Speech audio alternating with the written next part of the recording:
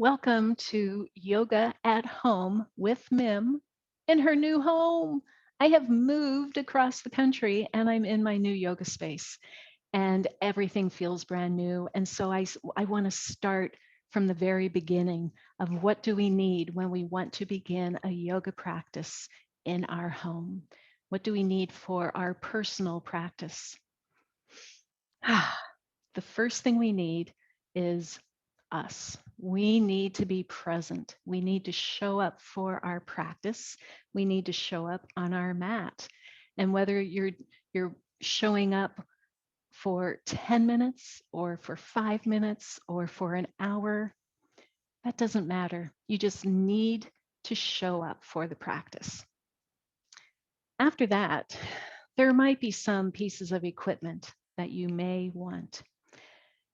And if I had a certain amount of money and I knew I was going to spend it on a yoga prop, what would I buy? I would spend it on a yoga mat. I would spend it on a good quality yoga mat. The reason why is because when you're standing on your yoga mat, you're safe. If you're on a wooden floor or a vinyl floor, there's that fear of slipping. But on a yoga mat, you're going to be pretty stuck.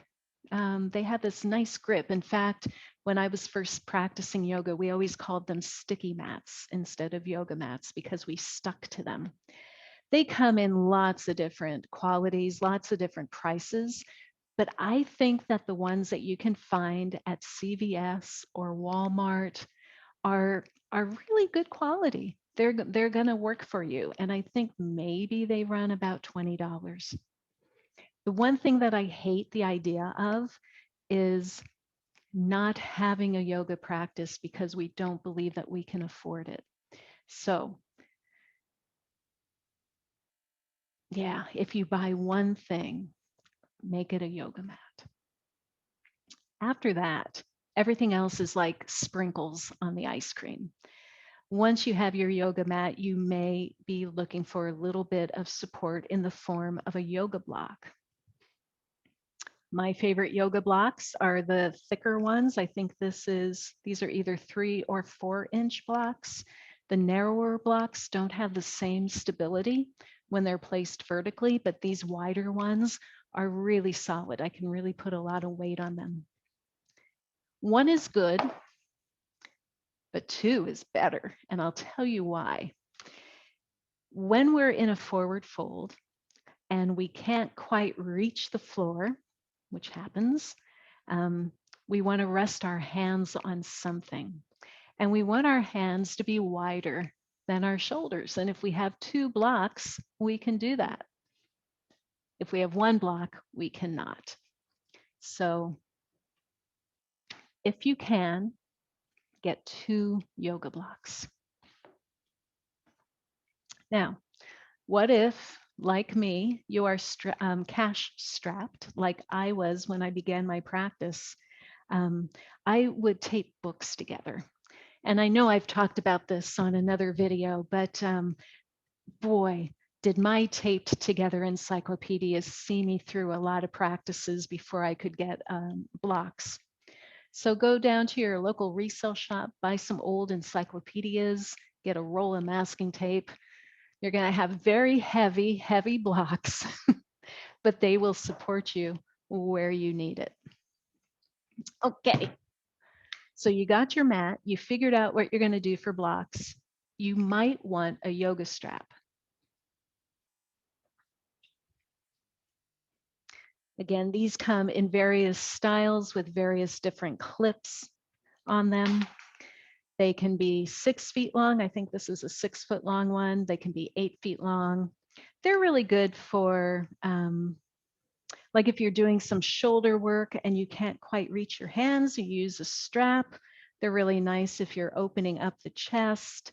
They're really nice if you're lying on your back and doing a hamstring stretch. So they're really very, very useful. If you cannot find a strap, a yoga strap, or if you cannot afford a yoga strap, use your tie from your bathrobe. That's what I did for years. I just used the belt around my bathrobe.